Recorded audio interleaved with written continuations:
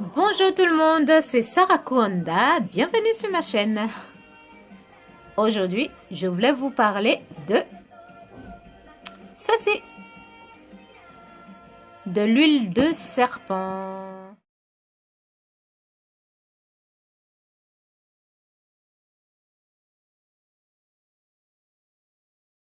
Ça n'a strictement rien à voir avec de l'huile de serpent. En fait, c'est un mélange de plusieurs huiles qui sont très bien pour les cheveux, dont l'huile de ricin. Au début, je voulais pas trop l'acheter, je voulais pas trop tester, ça me disait vraiment pas du tout parce que de l'huile de serpent, je me suis dit ah non, il en est pas question, je mettrai jamais cette huile dans mes cheveux.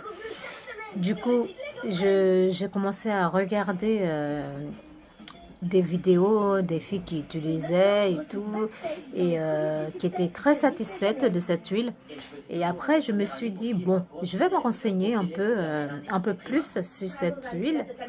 Du coup, j'ai sur Internet, sur un site que j'ai l'habitude de commander dessus, je me suis dit, bon, je vais voir s'ils ont cette huile et tout, et voir s'il y a vraiment du serpent.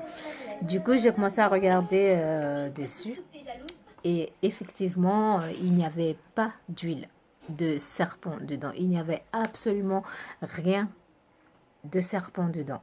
En fait, l'huile de serpent, il porte juste le nom, mais sinon, là-dedans, il n'y a que des huiles qui sont très bons pour les cheveux, qui sont nourrissantes, qui sont anti-chute, qui sont anti-casse et tout.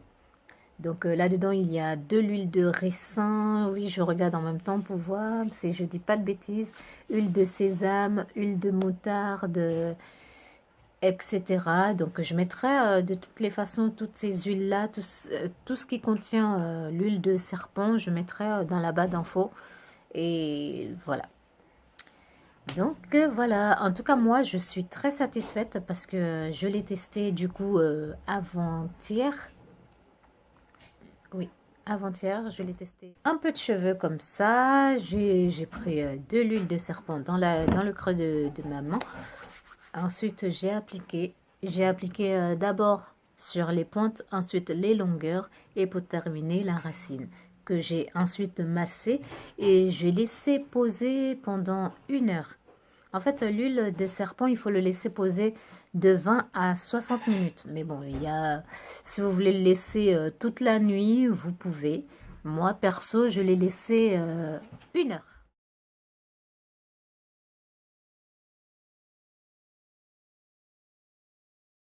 Une fois les 1 heure passées, du coup, j'ai rincé mes cheveux avec de l'eau tiède parce que l'huile de serpent est très grasse. C'est comme l'huile de ricin, donc pour les personnes qui ne supportent pas l'huile de ricin, eh ben cette huile n'est pas faite pour vous.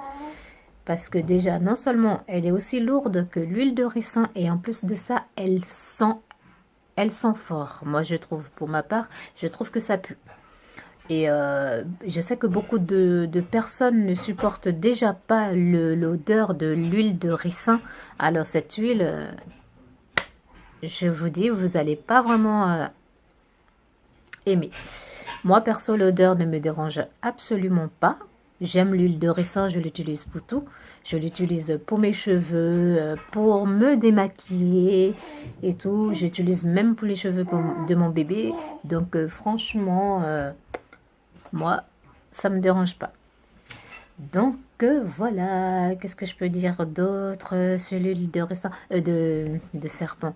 Ah oui, après que j'ai rincé mes cheveux à l'eau tiède, j'ai fait mon shampoing comme d'habitude et tout, mes soins. Et une fois que j'ai fini, j'ai mis mon vinaigre de cidre dans les cheveux. J'ai laissé sécher parce que je laisse toujours mes cheveux sécher à l'air libre.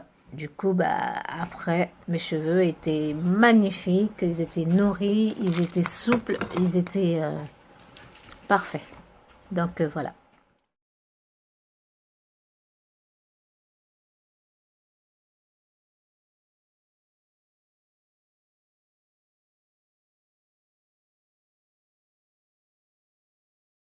Si vous aussi, vous avez essayé cette huile, n'hésitez pas à me raconter comment ça s'est passé, ce que vous en pensez dans les commentaires. Sur ce, je vous remercie d'avoir pris le temps de regarder ma vidéo, d'aimer et de vous abonner pour m'encourager. Bisous, bisous. Ciao, que Dieu vous...